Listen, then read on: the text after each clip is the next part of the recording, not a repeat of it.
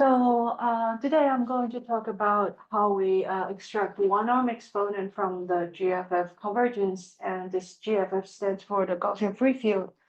And this project, the whole idea was sort of generated by Hugo Dominio Coupon, and then a large group of people are involved, including Tianchen He, Hongbin Chen, Francois Coupon, Dima Krachun, and myself. So this is a still ongoing project. We are still writing it, but everything, all the ingredients are ready there. So yeah, it's basically done. Okay, so let's first start by introducing the model. Okay, so let delta be a small positive number. And we consider the lattice grid delta Z2. So this delta is the mesh size, which is small. And then we let omega be a configuration on the lattice, on the edges of this, on the edges of this lattice. So basically, that drawing something like this, 0, 1, sorry. The edge set of this lattice, and the distribution of this configuration is proportional to I'll let you know these parameters soon after shortly. Where's the, oh, here.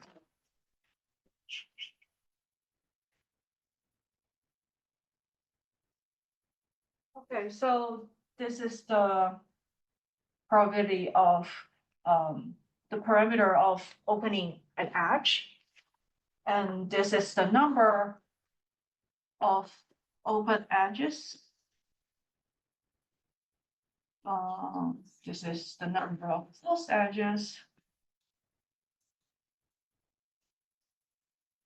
And this is the number of the clusters in omega. So, for example, if you consider a 3 by 3 lattice, then, for example, you have something like this, and then your clusters are like, no, it's okay. So this is closed, this is closed, closed, closed, closed, closed, and then the clusters are like this one, this, the open edges, and then two single vertices that are like also counted as clusters. Okay. Hello. Hey. Okay. Let's move. Sorry. So yes. I guess in a finite graph, but your omega is on like an infinite configuration. Oh, sorry, you're right. You're absolutely right. This is finite graph. This one, but for infinite on the whole plane, you need to take limits and do some more careful manipulations. So this is on a finite graph of whole thing. Okay, so we consider the criticality equal to PC, which is square root of Q over 1 plus square root of Q. And from now on, we only consider the critical P. Okay, so just some more backstories. Like if you consider P subcritical region, then this is a region where small clusters dominate.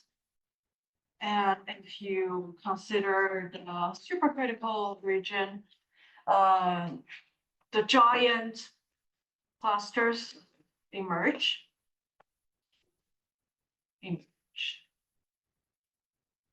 And just a little bit things good to know. Now we have another very important ingredient that we call Monday's formula, which doesn't make much sense because at first we called it magic formula, and during multiple talks, people misheard it. And then they thought, okay, is it Monday's formula because we gave a talk on Monday? So it changed from magic formula to Monday's formula. And now we think it's cool, so we keep with this. So Monday's formula, we use the PKW coupling, which stands for the extra and correspondence.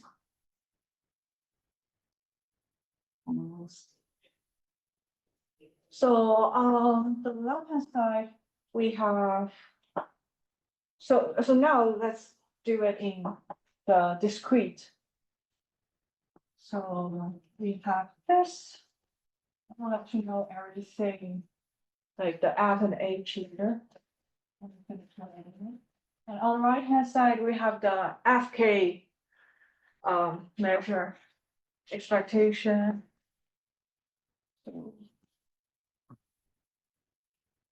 Sorry, I probably forgot to know this is the FK model.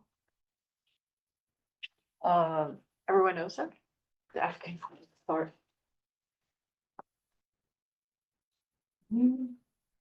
And plus the interior of the loop. I'll say that later again, just to be clear. So here on the left-hand side, the 6-vertex model, if you're not familiar with that, it's okay. So here F is a mean zero. Yeah. So 0, and H is the height function of this 6-vertex model. And on the right-hand side is the FK measure, and this is over all the interface loops.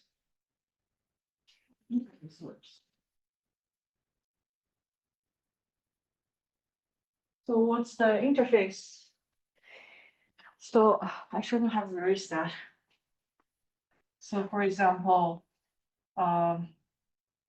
we call that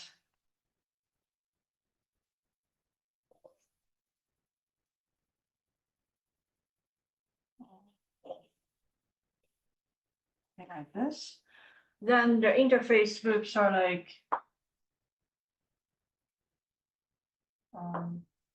you circle it. I don't know. The best choice. I actually have prepared it. Then do it more fun.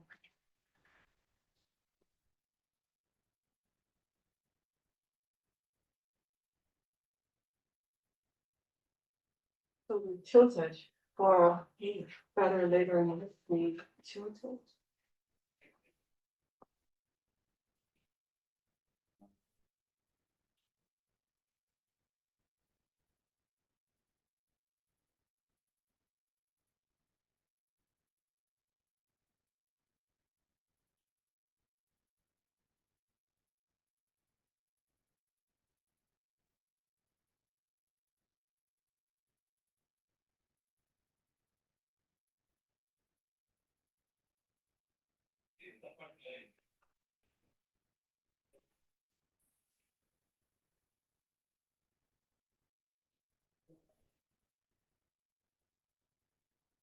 So the dotted lines represent the closed edges, whereas the the white lines that are the open ones. So here we can see these are open.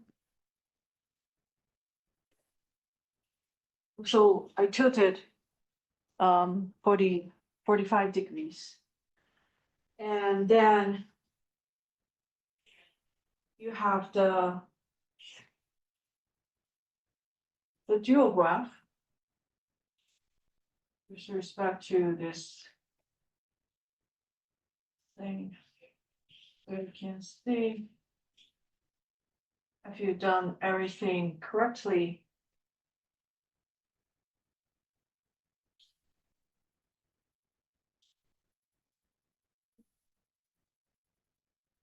Then you can draw the interface loops. Like,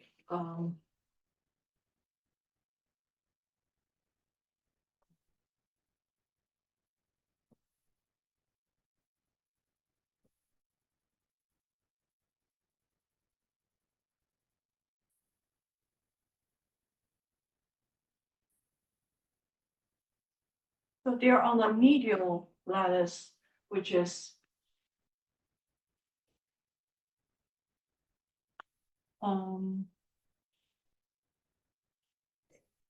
so you can see this interface loop separates the clusters from the rest of the clusters. So they basically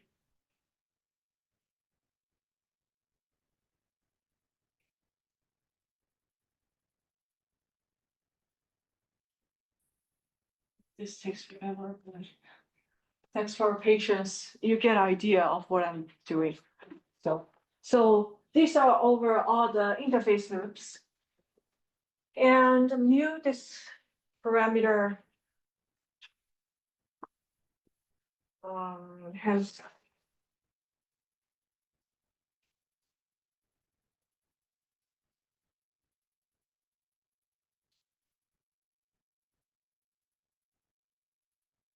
one over pi times r cosine square root of q over 2. And because we are, in our case, we only consider the case for q between 1 to 4, this thing therefore is between 1 and 1/6.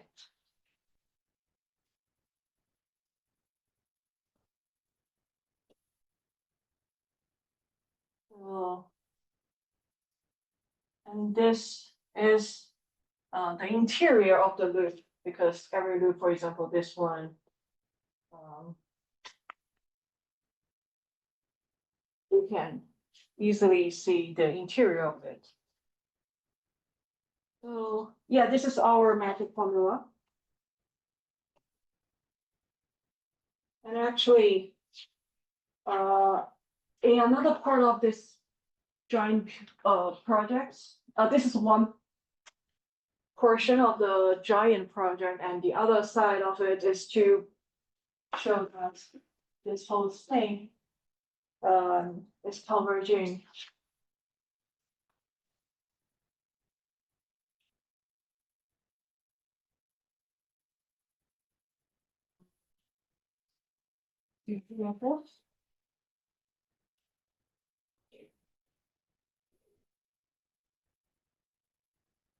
So the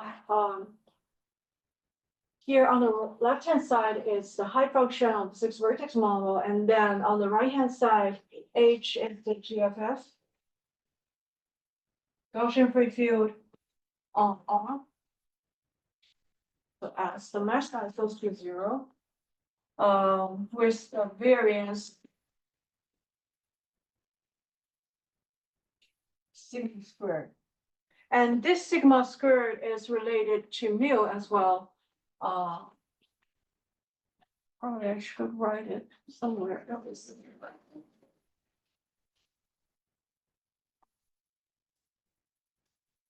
Oh, you can interrupt me whenever you feel confused. So this squared, 2 pi times sigma squared.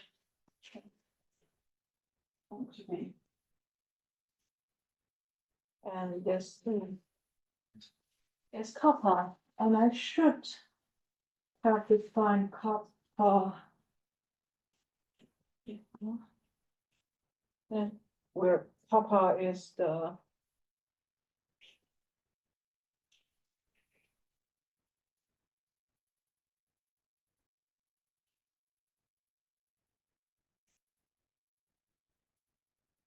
and because Q is from between 1 and 4, this is between 4 and 6.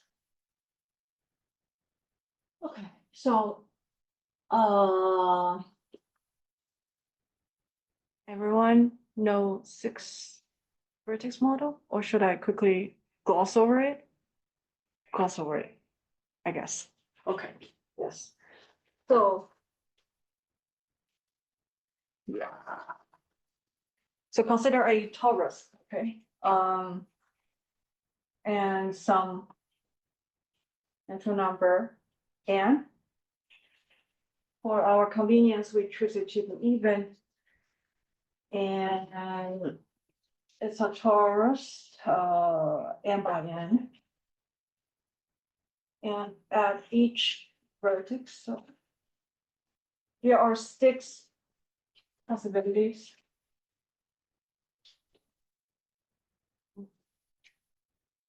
And we follow the ICE rule, which means at each vertex there are 2 arrows toward it and 2 arrows outward.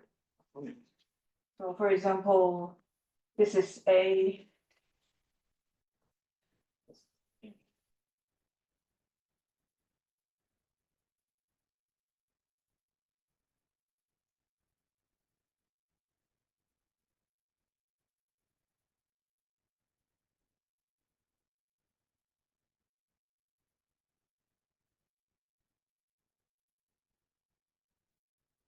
so the height function is saying, so let's just write this to be 0 for all the situations. And then, so if you see, for example, from here to here, you cross a arrow pointing upward, then you -1. So something like this, you keep doing this for everything.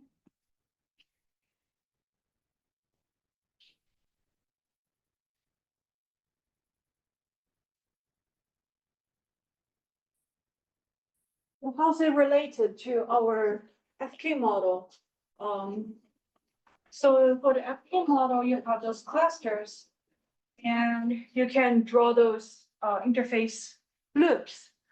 And then for each loops, you can assign to them some orientations.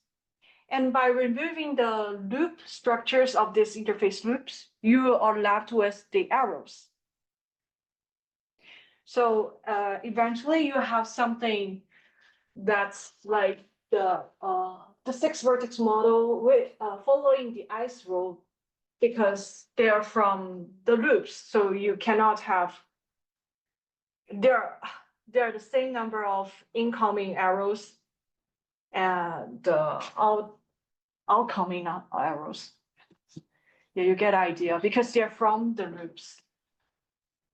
So yeah, so we have this height function, and it's unique up to some constants, because you can choose it starting point to be 0 or whatever. So that's why we want it to be mean 0, just to remove the constant.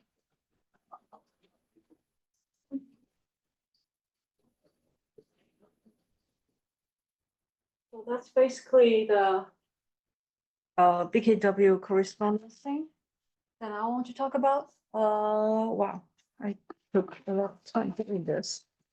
And what we really want to do is to show the one arm exponent or to get a one-arm exponent computed explicitly by using this Monday's formula.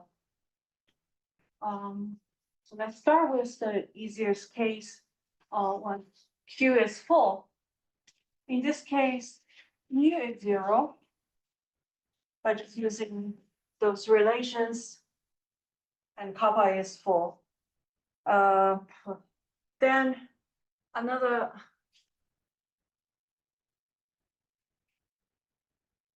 So, in this case, just a few words to add.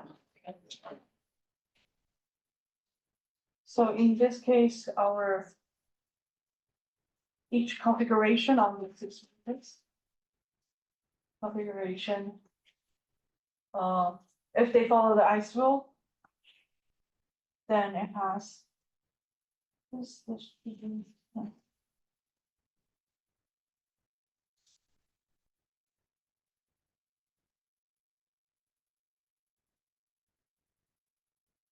So this is 1, 2, 3, 4, 5. So A is the parameter for this type A.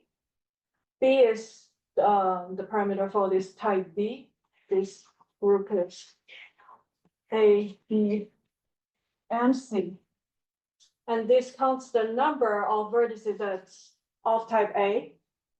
This similarly for type B and type C. And in our case, we just choose A and B to be 1. And C is, I believe, something like this, if I'm not mistaken.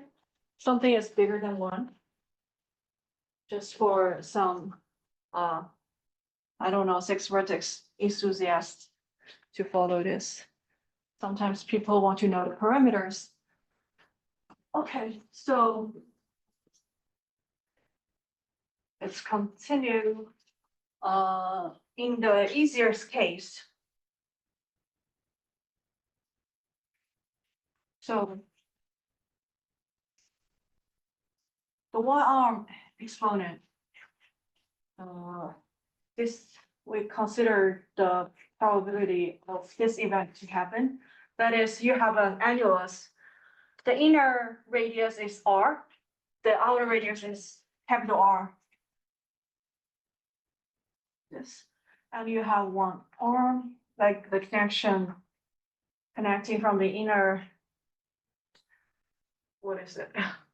The boundary of the inner to the outer, and this same we denoted by this pi 1, small r, capital R, and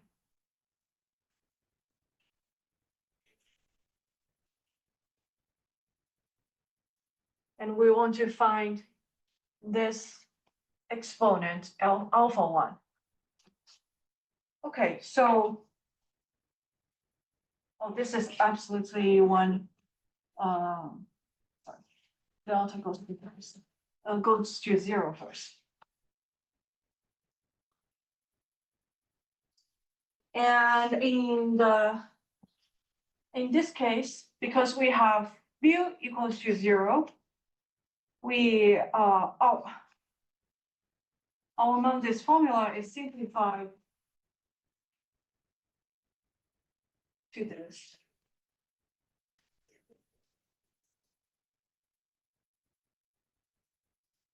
And alpha is the text function that we could choose. And in this case, we choose it to be something like this by placing charges, 2 charges at distance 1 apart. This is 1. And each of them has the charge 1/2 times epsilon squared.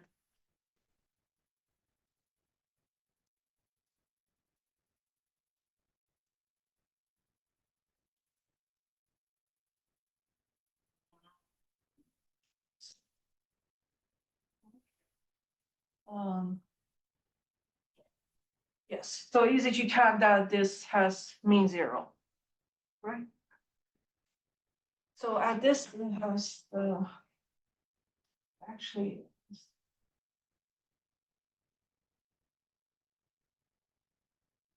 It's charged, no, because.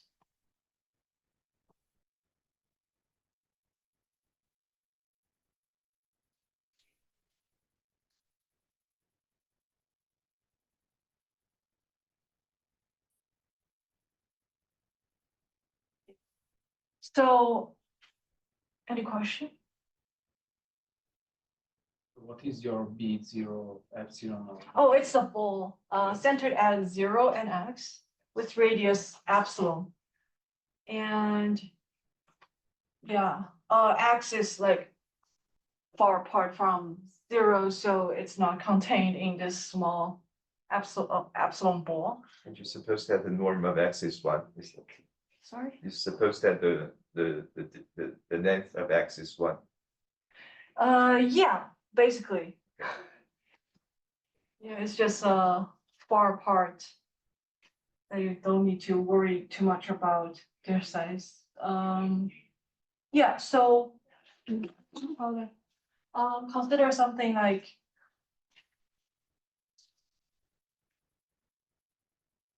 so when you have some loop that completely contains one of the two balls, then you have by using this formula, you easily see that it is 2 pi or minus 2 pi, and this is 0, right? So we basically need to consider the loops. The condition that such loops doesn't exist. No bad loops. And when this happens, when there's no such loops, what could happen is that what must happen is that these two balls are either connected by a primal connection, like the open cluster of the FK open edges, or they're connected by like the dual connected, right? Because if you have, because the loops here are interface loops, they cut off the connections. So if no such loops exist, the only thing that could happen is that they are primal or dual connected. So the intuition is like to extract this one arm exponent is to think it like this, and using the Taylor series of this, and then approximate it by the exponential. Okay, so here is just the intuition of how we could get one arm exponent from it, and then we can just approximate this thing by this is exponential, this is loop. A little bit confusing. Yes. Because it's 1 minus this whole thing, and then you approximate like this. Okay, so this is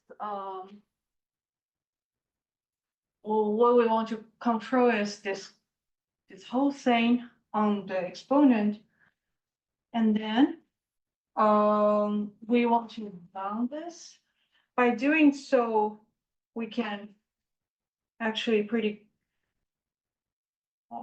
we didn't find much so at the intuition stage, we didn't do too much fancy stuff. We just saw that this whole thing by brute force, we can control it, and at the end of the day, we can see that this whole thing is approximately some constant and therefore, yeah, so basically this term gives you the probability that these two both are primal or dual connected.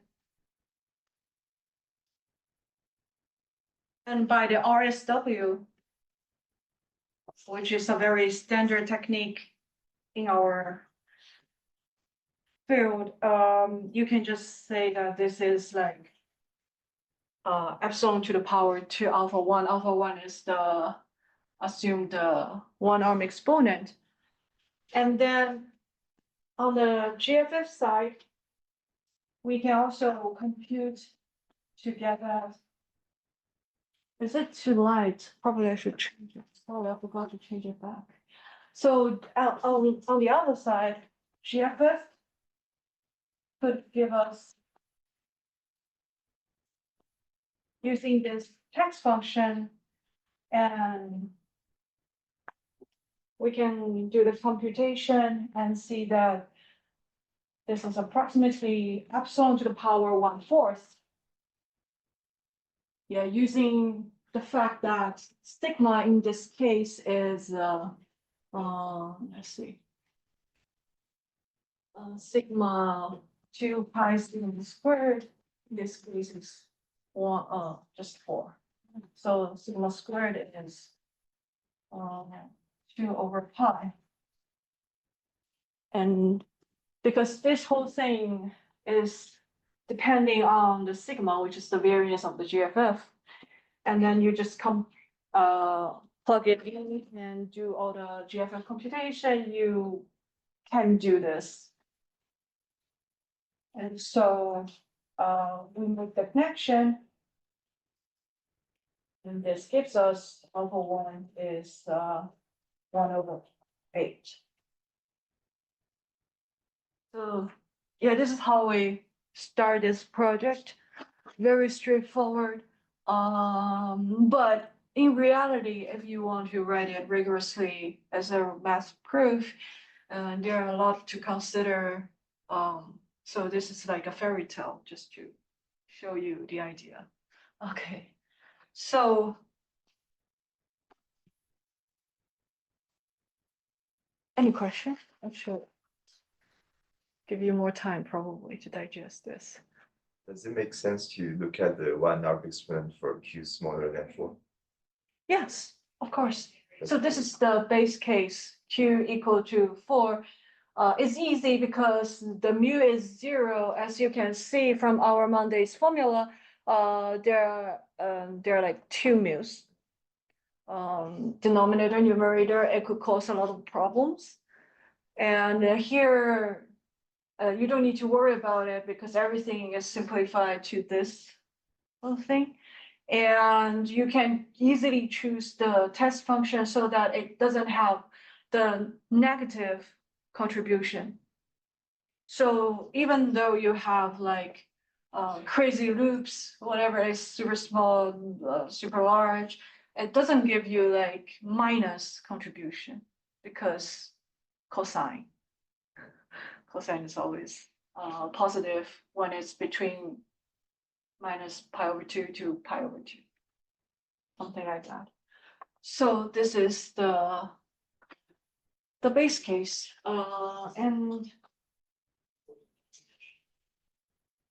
I could erase this.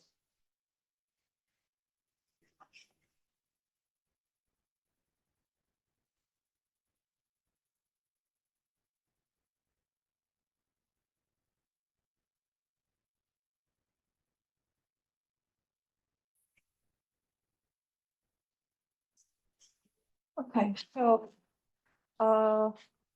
what's a little bit more, not a little bit more complicated is the other thing. So one Q is 2, 1, and 4. Then we want to do the same thing it's prompting to consider something like,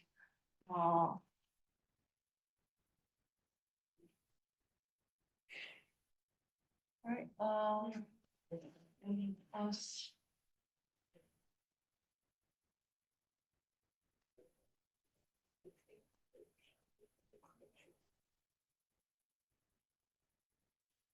So you have two charges again. Zero, the epsilon ball. And to cancel out the mu from the formula, I should rewrite.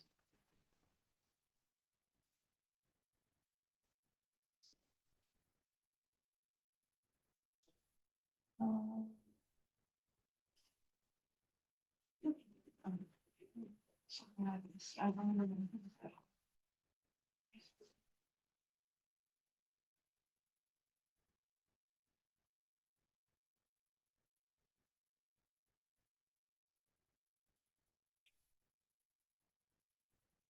And we want to do something similar to this, but it doesn't work out because obviously it has no mean zero. It doesn't have no mean zero, which is a problem. So a way to do to compensate this is to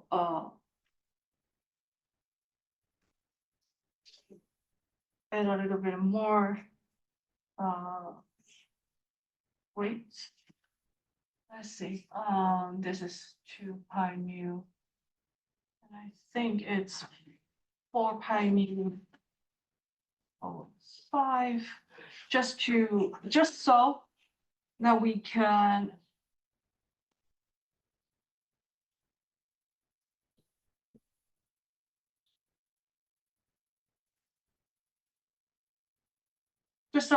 make everything that's still positive, has positive contribution, but the whole thing has mean zero.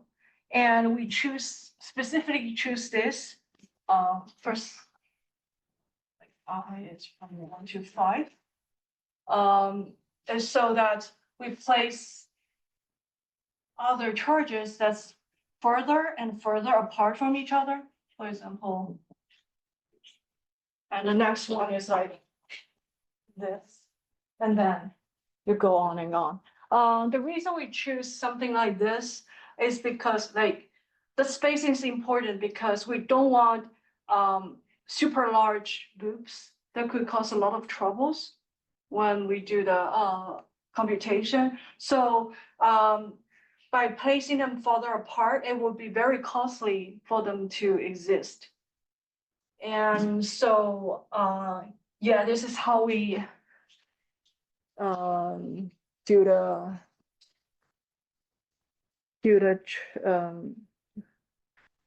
in this situation, this is how we do it. And I have any question? How can we? So I thought we can interact with the Zoom online attendees. Or is it, I don't know. No. Because Veronica said she's currently in Japan or something. And she's, yeah, but just asking.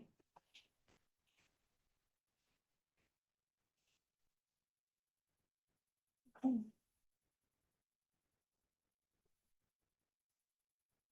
So I want to give you at the end of the day, I think I have to let you know our main theorem.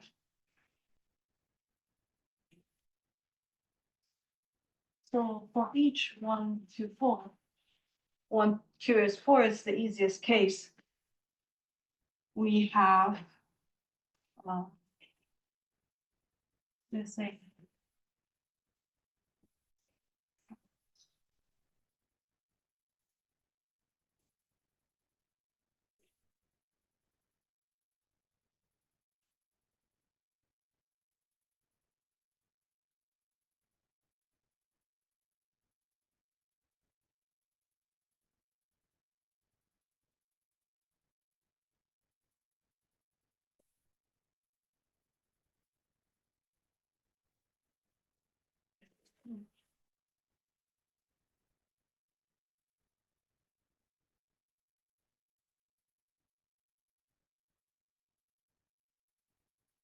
So this pi1 and it is the probability that the origin is connected to the boundary of the size n box. And so when Q is 4, Papa is 1. Yeah, we can compute that this whole thing is actually 1/8. Hello. Hey. Hey. Hello. So yeah, and actually other from this, we can prove, so in Q equal 4, this case, we can prove 1-arm exponent, 2-arm exponent, and other more ambitious exponents, but that's not our main purpose here. But for Q between 1 and 4, the best we could do to make it neat and the clean is just for the 1-arm exponent. Yeah, I think there are a lot of things you could do about it in the future. For example, yeah, I think, let's see, what else do we have? Oh, here's.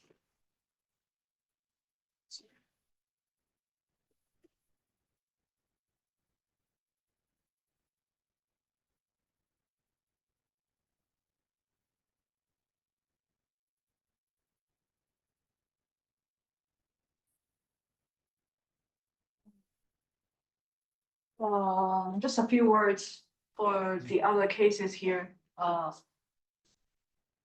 So the reason why this doesn't work, other than it's not mean zero, is that the number of small loops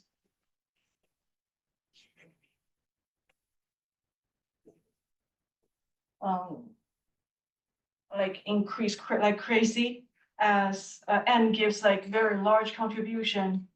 It just contributes a lot as well.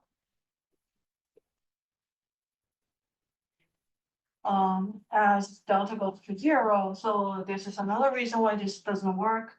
And the reason we choose this could actually help us, like this other additional part could help us to solve this problem, is that the loops intersecting those further and further apart balls could actually cancel out the contribution from the first 2 balls, so that they don't actually matter that much when delta is very small. Yeah, I'm just trying to. And also we choose it to have the size epsilon, so they can actually neatly cancel out, and they have, and for the small loops, they have self-averaging property. Let's call it property. It's like the contributions from those small loops, they eventually concentrate to some exponential power that can be very well controlled. Yeah.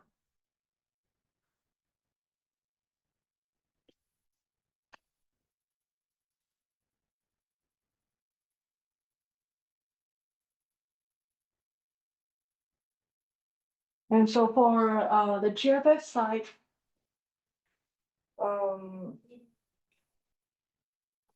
what we can do is so for any function f that has mean 0 and that R2, we have that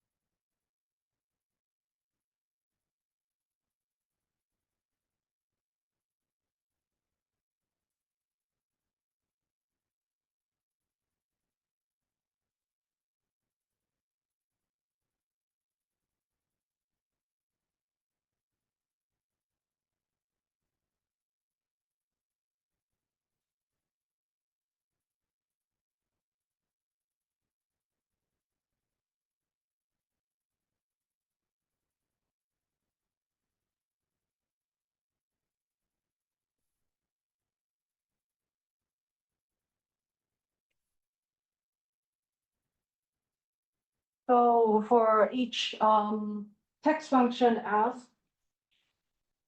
we can explicitly compute the power using this theorem, and then we can make the projection. So in the previous case that I already raised already, you have the power like 1/4 and Q is 4. But for all Q's, you can use this theorem. This is also a major theorem to compute the power by choosing wisely the text function. Like not all text functions work super well, but yeah, you need to satisfy all this, and then you compute it, and then you put them together and you get the exponents. That's the idea. Yes. Could you comment about the appearance of this log distance x and y over T5? Oh, I think it's the Green's function. Yeah. That's basically the answer.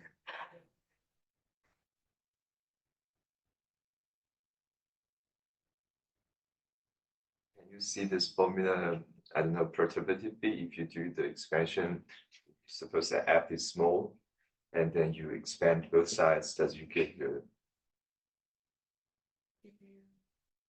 can you match the orders? Of course. Yeah, that's, you mean this orders to the 6 vertex order? No, just suppose that you take a very small test function and you do the Taylor expansions on both sides. And does it give you anything interesting in matching the orders?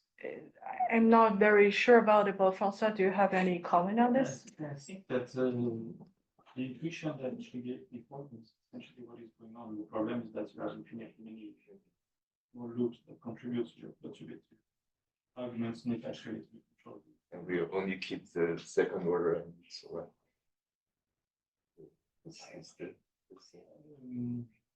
Like I don't know, you would need to, I think one issue that was very important, that everything that remains in those, because of the small loops and so on, is actually a lower order. Okay. This is actually not the case. Few of those modes. You are competing. Very good. Yeah, so we here only interested in the critical arm exponents. So we didn't go in that direction, if that's what you want to ask. Like other interesting quantities? No, just a random question. Okay. Yeah. Or the exponent, you have different orders. Yeah. So, Okay. so it's really. I agree with you that this. The remaining orders. So, contribution is fine.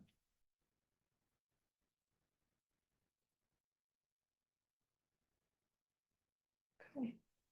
So if we don't have any more questions, we are good for lunch, or you want to stay and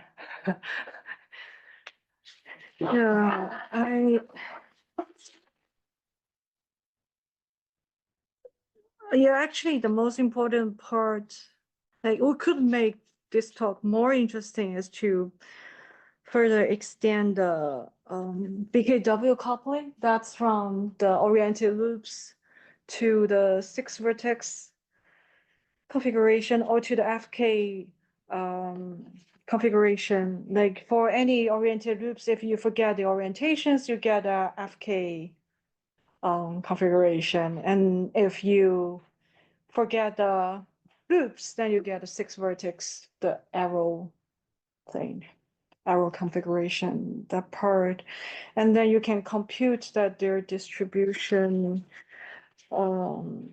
so that they match, and the only thing that matters,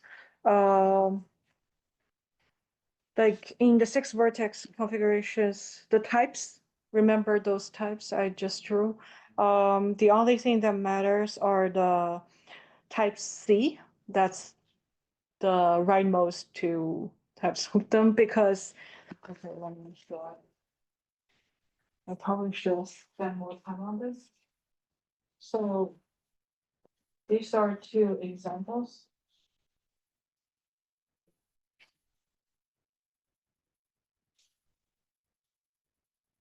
You can actually do something like this, for example, right? Or you can do something like the other way.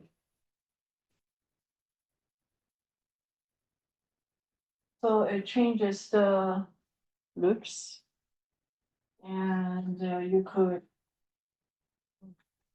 add to the multiplicity. Makes sense. And for the type A and type B's, they are not important because they determines the loop already. Yeah, so this one's is the only thing that we care, so that we choose A and B. Remember the parameters for the 6-vertex model to be 1, C to be something like this. I believe. Yeah. Because in the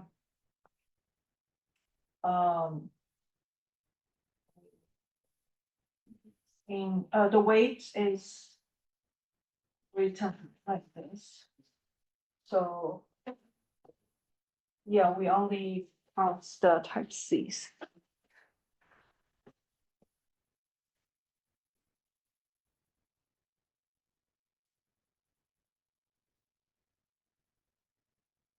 Yeah. Thank you very much.